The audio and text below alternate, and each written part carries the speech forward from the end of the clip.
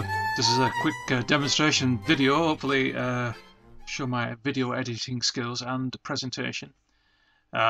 Basically, what I want to talk about is the big issue that people make about the Rosh Hoshana Maxor, that it actually contains the name of Yeshua, which of course everybody knows that means Yeshua, Jesus, as you would find in the New Testament. And of course, the messianics make a big deal out of this, and try to say that, see, there you go, the proof has been in the face of Jews for centuries in their own prayer books, and they should believe it. And of course, they will point to modern day Maxors which don't have Yeshua inside it. And so what they try to say then is, oh, those terrible Jews are denying Yeshua, and it's just another one of those devious acts that the Jews get up to stop their people believing in the Messiah of Israel, which they think is Yeshua. So apart from that deviousness, which obviously doesn't actually consider the fact that maybe this word that's in the Maxor has gone through so many different sort of editings and censorships by the church and things like that, as other things have done in the Jewish prayer book and also in the Talmud.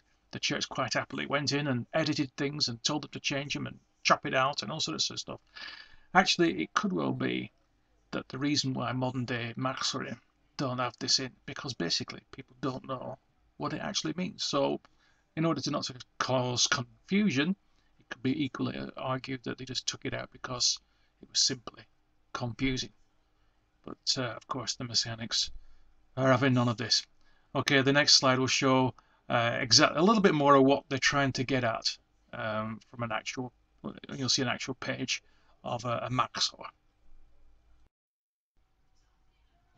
Okay, so this is a Polish Maxor, which the messianics make a great deal of fuss about.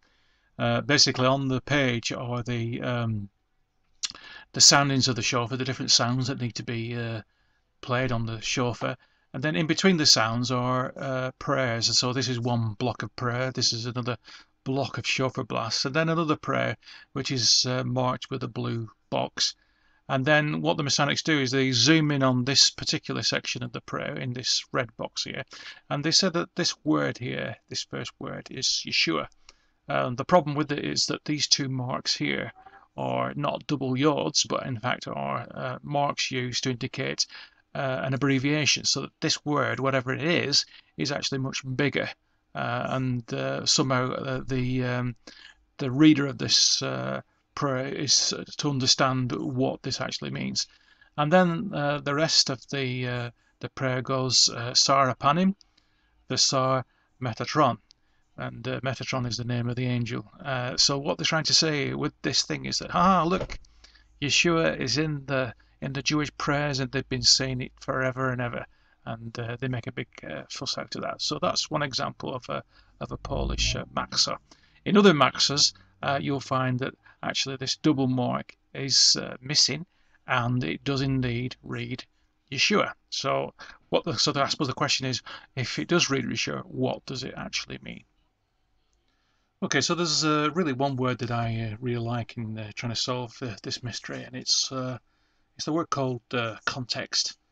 And context is a very interesting concept, which somehow the messianics completely sort of like go over that. A messianic can sort of like zoom in on a verse and then forget sort of like thousands of years of history and events that have happened in the scriptures, and suddenly come up with, guess who? Yeshua, of course, because he's the ultimate fulfillment, isn't he? And that was what all these things were written about in the Old Testament. Okay, they've got to be fulfilled in him, and forget about context and what happened and all this sort of stuff. And that's really a shame, because if we consider the context, then the context basically of Rosh Hoshana, which is about blowing the shofar.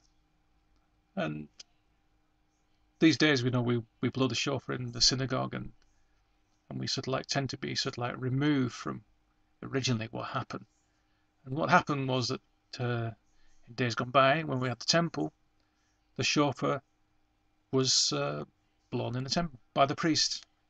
And the ram's horn, the shofar, was blown, as well as silver trumpets and the eastern gate and at the entrance to the sanctuary.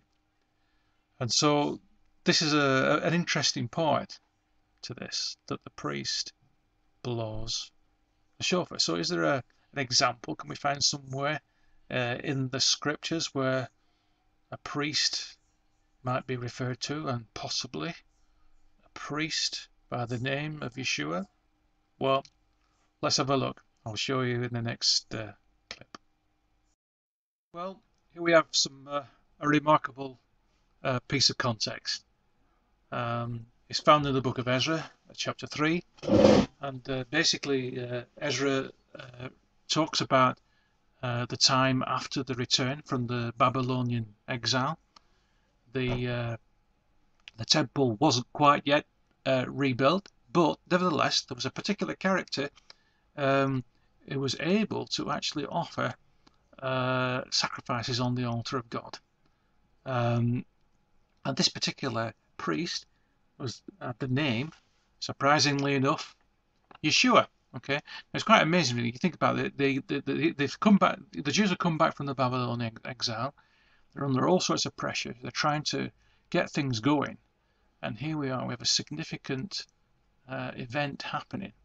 This particular priest is able to get the burnt offerings going on the altar of God. And so here in verse 2 we have the name of the priest, and it says, where the cursor is, Yeshua ben Yozadak. Okay, in the English, then stood up Joshua the son of Jozadak. Okay, and he's a priest because it says, and his brethren the priests. Okay, so there we go.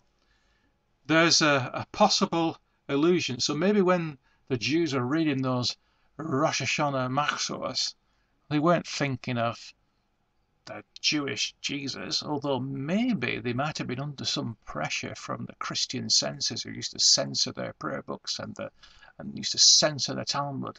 But really, more than possibly likely, the Jews who know their own scriptures were probably thinking about this wonderful return from Babylon and the re-establishment of the sacrifices on the altar of God. And this particular priest, who figures very greatly in Jewish history, Yeshua, okay, the son of Yozadak. And so there you have it, a possible bit of good news in the Rosh Hashanah Machzor. A scriptural reference. The name of the priest is Yeshua. He establishes the altar of God and gets the sacrifices going. Probably at a time when people didn't think it was going to happen, coming back from that Babylonian exile, but it did.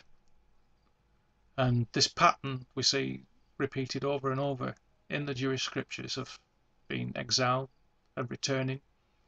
And it's in that hope that we all pray on Rosh Hashanah as we read the words in the Machzor, just as we return from the exile. Ultimately, we hope to return from the final exile, and we have our temple, we have our priests, we have our sacrifices, and we're able to keep the mitzvahs of God. And part of those mitzvahs would be to blow the shofar, and we look forward to that. And I think that's more than likely what we're referring to in the Rosh Hashanah Machzor.